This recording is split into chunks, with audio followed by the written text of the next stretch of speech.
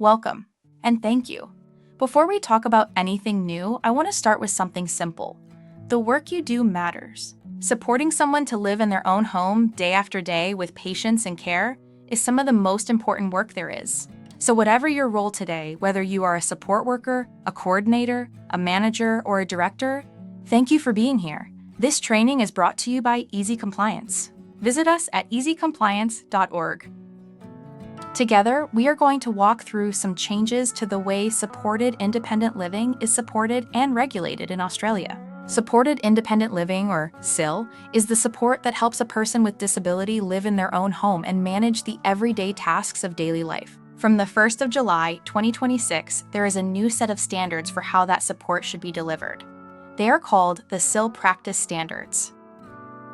Now, if the word standards makes you brace a little, take a breath. This is not here to catch you out. Most of what these standards ask for, you are very likely already doing. What they do is put clear words around what good support looks like. And they remind all of us of one simple truth that sits underneath everything. This is someone's home. Not a workplace that happens to have a person in it, a home that happens to have workers in it. Let's hold that idea close as we go. So why do these standards exist, and why now? For a long time, supporting someone in their home was treated much like any other disability support, but living arrangements are different. When you support someone where they live, the stakes are higher, the relationships are closer, and the risks can be harder to see from the outside. People with disability, their families, and their advocates told the NDIS Quality and Safeguards Commission, the body that oversees quality and safety, that supported accommodation needed stronger safeguards. A national inquiry into supported accommodation found real risks that needed attention. So the Commission, working alongside people with disability themselves, created a set of standards built just for SIL. These new standards sit alongside the rules you already follow. They do not throw everything out and start again. They add a layer that is specific to life in the home. And running right through all of them is one golden thread: the voice, the rights, and the freedoms of the person you support. Decisions about their life should be made by them, not for them. There are 4 standards, and we will take them one at a time. They are supported decision-making, safeguarding, practice governance, and agreements about tenancy, housing, and support. Let's begin. The first standard is about supported decision-making. Here is the heart of it. Every person has the right to make choices about their own life, what they eat, how they spend their day, who they spend it with, how their home feels. Some people need support to make those choices, or to tell us what they have chosen. Supported decision-making means we give that support, the time, the information, and the right way of communicating so the person can make the decision themselves. It is the opposite of stepping in and deciding for someone because it is quicker or because we think we know best. You will hear a phrase come up a lot: a person's will and preferences. That simply means what someone wants and what matters to them. Our job is to find that out, to honor it, and to keep it at the center, even when it is not what we would choose for them. And that brings us to a beautiful and important idea: dignity of risk. Dignity of risk means people have the right to make choices that carry some risk, just as all of us do every day. Maybe someone wants to learn to catch the bus on their own. Maybe they want to cook a meal that involves a hot stove. The supportive thing is not to say no, just to keep life simple. It is to talk the choice through honestly, build the skills together, manage the risks side by side, and respect their right to give it a go. In day-to-day practice, this looks like offering real choices, not just going through the motions. Using pictures or plain words or whatever helps the person understand. Giving them time, asking, "What would you like?" and truly meaning it. For managers and directors, it means having clear policies so that supported decision-making is never left to chance. It means making sure every worker is trained in it. And it means knowing when someone might need extra support, perhaps from a trusted decision supporter, or from a nominee who is a person formally appointed to help make certain decisions. When this is done well, the person feels it. Their life feels like theirs. The second standard is safeguarding. At its simplest, safeguarding means keeping people safe from violence, abuse, neglect, and harm. But here is the part that makes this standard so thoughtful. It asks us to keep people safe and to protect their freedom at the same time. Safety is never an excuse to take someone's choices away. We hold both together. A big part of safeguarding is noticing. Workers who know a person well can often see the early signs that something is not right. A participant who has gone quiet, someone who seems frightened, someone who is pulling away.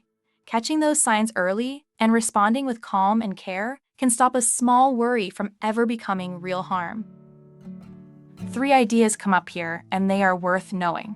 The first is de-escalation, which is the skill of helping a tense situation settle safely before it grows. The second is trauma-informed practice. Many of the people we support have lived through painful things. Trauma-informed practice means we keep that in mind and gently shift the question from "what is wrong with this person?" to "what might have happened to this person?" That small change makes our support kinder and more effective. The third is positive behavior support, which means understanding that behavior is a form of communication and responding to the need underneath it, rather than only to the behavior we see.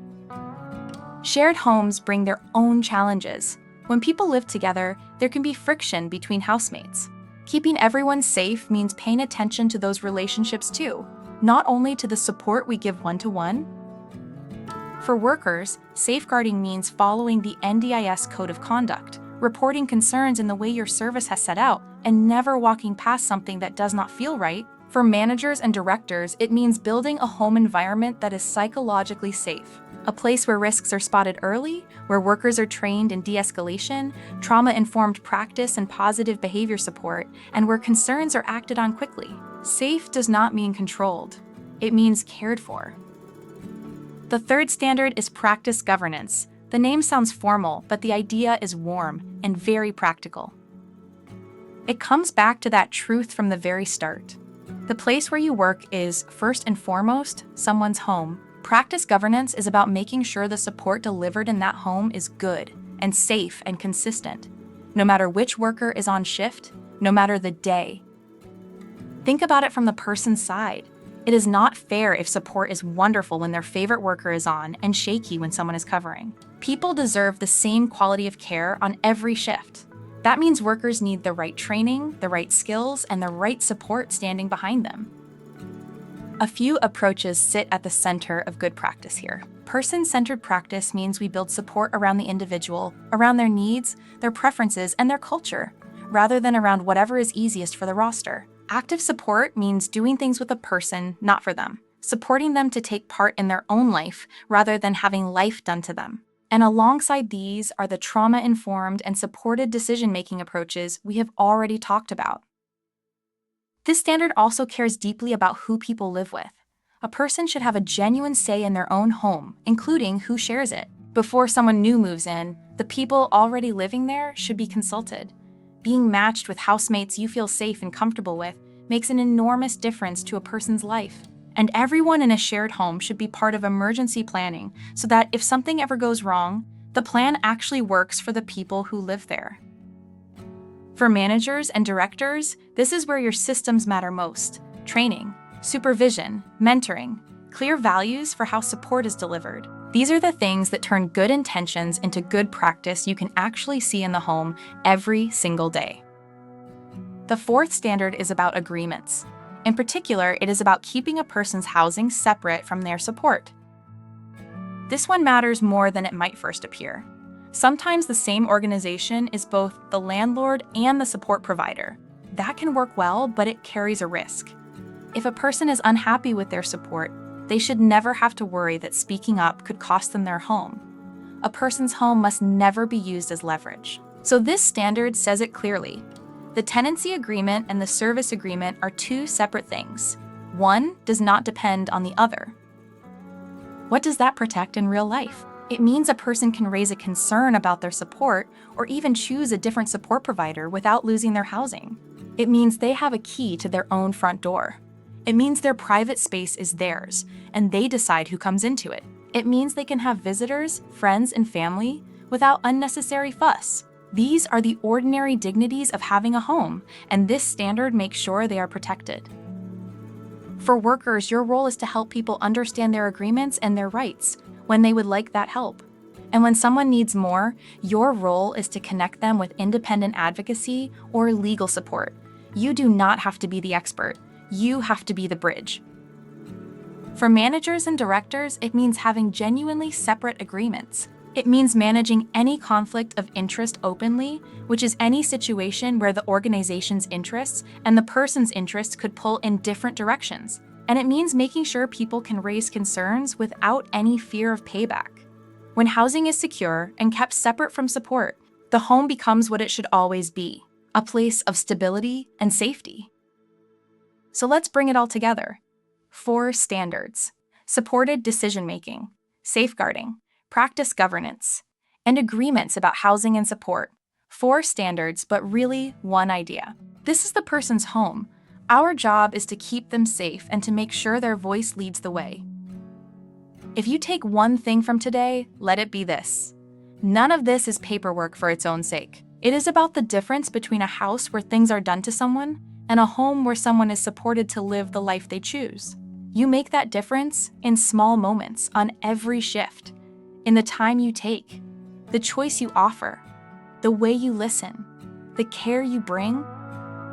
And here's the reassuring part. If you are already supporting people with patience, respect, and warmth, then you are already living most of what these standards ask for. They simply give us shared words for good support and a shared commitment to keep getting better together. Thank you for the work you do. It changes lives. Let's keep going side by side with the people we support and keep making their homes places of safety, of choice, and of belonging.